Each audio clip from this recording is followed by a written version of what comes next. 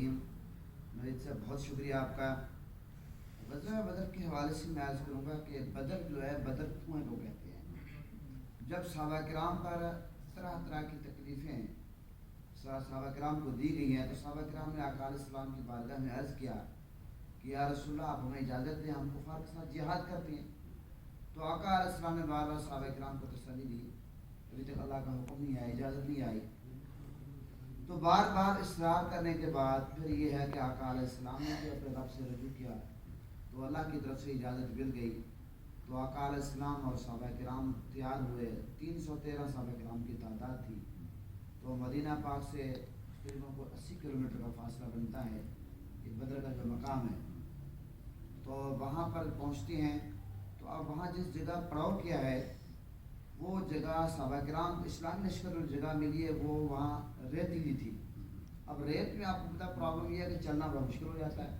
اور وہ جو کفار کا لشکر تھا وہ ان کی جگہ ذرا صاف تھی۔ اب کیونکہ اللہ تعالیٰ کی مدد جو آنی تھی، بارش اسی رات کو بارش ہو گئی۔ جب بارش ہوئی تو وہ ریتیلی زمین تو بالکل آپ پتہ سیمنٹ بن کے مضبوط ہو گئی ہے۔ تو پھر آقا علیہ السلام نے صحابہ کرام نے باقاعدہ آقا علیہ السلام کی دماغ چھپر تیار کیا جس میں آقا علیہ السلام نے ساری رات عبادت کی، اور آقا علیہ السلام نے اللہ تعالیٰ کی بارگاہ میں دعا مانگی، عرض کیا ہے اس انداز میں، اور میں یہ سمجھتا ہوں کہ یہ اللہ کے محبوب بھی عرض کر سکتے ہیں جو وجہ تخلیق کائنات ہیں کہ یا اللہ یہ جو مٹھی بھر مسلمان ہیں اگر آج ان کو فتح نصیب ہے تو سجدہ کرنے والا کوئی نہیں ہوگا۔ اور پھر دوسری طرف شیطان ابلیس جو ابو جہل ہماری تو ان کو آپ کو پتہ ہے کہ جس طرح اکسا رہا تھا، اور پھر آقا علیہ السلام نے باقاعدہ صحابہ کرام کی صف بندی کی۔ اور میں یہ عرض کرتا چلوں کہ عرب کی تاریخ میں پہلی دفعہ صف بندی کا ماحول آقا علیہ السلام نے دیا ہے۔ پہلے یہ ہوتا تھا کہ جتھے کے جتھے لڑ پڑتے تھے، کوئی صف منہ نہیں ہوتا تھا بات کا۔ یہ باقاعدہ آقا علیہ السلام نے صحابہ کرام کو ٹریننگ دی، تربیت دی، اور تربیت میں جو صف بندی ہوئی اس میں میرے آقا کا عدل و انصاف ہے۔ آپ یہ دیکھیں نوید بھائی کہ ایک صحابی جن کا نام ہے حضرت سواد رضی اللہ عنہ صف بنا رہے تھے اور تھوڑا سا آگے نکلے ہوئے تھے۔ آقا علیہ السلام کے ہاتھ مبارک چھڑی تھی، میرے آقا نے ان کو ٹچ کی تو انہوں نے مطالبہ کہ یا رسول اللہ آپ کو کچھ سپاہ سالار ہیں، آپ عدل و انصاف کا منبع ہیں، لہٰذا میں آپ سے بدلہ لینا چاہتا ہوں۔ اب صحابہ کرام غصے سے لال پیلے کہ یہ شخص حضور سے بدلہ لے رہا ہے، اور وہ بھی اس موقع پر کہ دوسری طرف ہمارا ہزاروں کا یہ وہ لشکر سامنے موجود ہے کفار کا، اسلامی لشکر میں 313 لوگ ہیں۔ اچھا میرے آقا نے فرمایا ٹھیک ہے میں بدلہ دینے کے لیے تیار ہوں، یہ ہے مدینہ کی ریاست۔ میرے آقا نے فرمایا میں تیار ہوں۔ اب جب میرے آقا حضور نبی کریم صلی اللہ علیہ وسلم کے سامنے حضرت سواد رضی اللہ عنہ تشریف لائے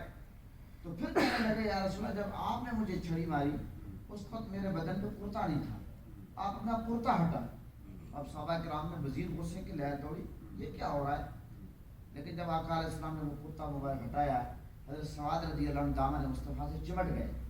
دامن گیر ہوئے، رونے لگے، یا رسول اللہ میری کیا جرأت ہے، میرے باپ کی کیا جرأت ہے کہ میں آپ سے بدلہ لوں؟ یا رسول اللہ میں یہ سوچ رہا تھا کہ میں جنگ میں آیا ہوں، کیا پتہ اس جنگ میں میں شہید ہو جاؤں،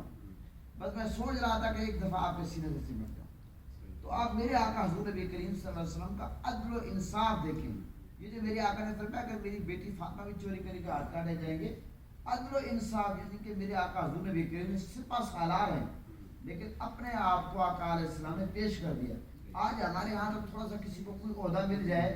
تو وہ اپنے آپ کو پیش نہیں، اور ساری دنیا کا وہ محاسبہ کرتا ہے لیکن اپنا محاسبہ کرنے کے لیے وہ تیار آبادہ نہیں ہوتا۔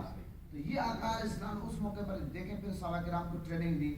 اور یہ بھی میں عرض کرتا چلوں یہ جو جنگ کا آغاز ہوا، جتنی بھی اسلامی جنگیں ہوئی کس آج تک تاریخ میں کوئی بھی ایسی جنگ نہیں جس کا آغاز مسلمانوں نے کیا ہو،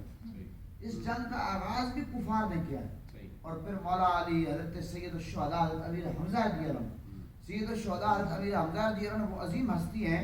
عبید بھائی، کہتے ہیں عشاقان مصطفیٰ جس نے اللہ کو منانا ہو وہ نبی پاک کی بارگاہ میں درخواست پیش کرے کیونکہ میرے آقا اللہ کے محبوب ہیں، اور جس نے میرے آقا کو منانا ہو تو وہ حضرت سید الشہداء حضرت امیر حمزہ کا وسیلہ پیش کرے، کیونکہ سید الشہداء حضرت امیر حمزہ رضی اللہ عنہ سے میرے آقا اتنا پیار فرمایا کرتے چچا سے۔ اور پھر جب وہ سامنے آئے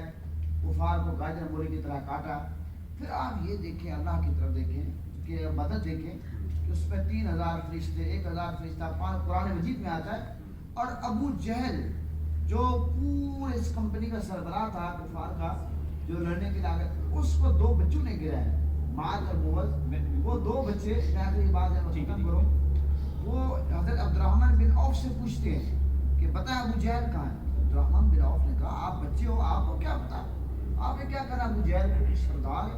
انہوں نے کہا کہ ہم نے سنا ہے کہ ہمارے نبی کو گالیاں دیتا ہے۔ تو پھر حضرت عبد الرحمن بن عوف نے کو بات کو سیریس نہیں لیا، جب ابو جہل کی سواری سامنے آئی تو حضرت عبد الرحمن بن عوف نے بتا دیا بچے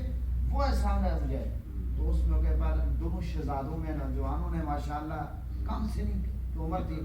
حملہ آور ہوئے، سب سے پہلے ابو جہل کی جو سواری تھی اس پر حملہ آور ہوئے، گھوڑے کے پاؤں پہ یعنی کہ وار کیا، اس کے بعد ابو جہل کو گرایا، اور ابو جہل کو جب گرا دیا آقا علیہ السلام نے ایک صحابی کو حکم دیا حضرت ابن مسعود کو کہ جائے ذرا ابو جہل کی خبر لے کر آئے، تو وہ صحابی حاضر ہو کے دیکھتے کہ ابو جہل مرا نہیں ہے لیکن گرا پڑا ہے، تو اس موقع پر آقا علیہ السلام نے اس کو سر کاٹ کے لے آنا، تو لیکن ابو جہل نے اس موقع میں جو تکبر کا جملہ بولا وہ کیا کہا، اس نے کہا کہ میں سردار ہوں، میرا سر گردن سے کاٹنا، پتہ لگے کہ سردار ہوں۔ جب صحابی سر کاٹ کے بارگاہ مصطفیٰ میں لے گئے، میرے آقا سجدہ شکر ادا کیا، میرے آقا نے فرمایا ایک فرعون تھا موسیٰ علیہ السلام کی امت کا، جو موسیٰ علیہ السلام کے ایک فرعون میری یہ امت کا ہے، تو یا اللہ اس کے مقابلے میں تو نے ہمیں فتح نصیب کی ہے۔ تو آقا علیہ السلام نے سجدہ شکر ادا کیا کہ ابو جہل کو 2 معصوم بچوں نے گرایا۔ بالکل اس پہ ہم تفصیلاً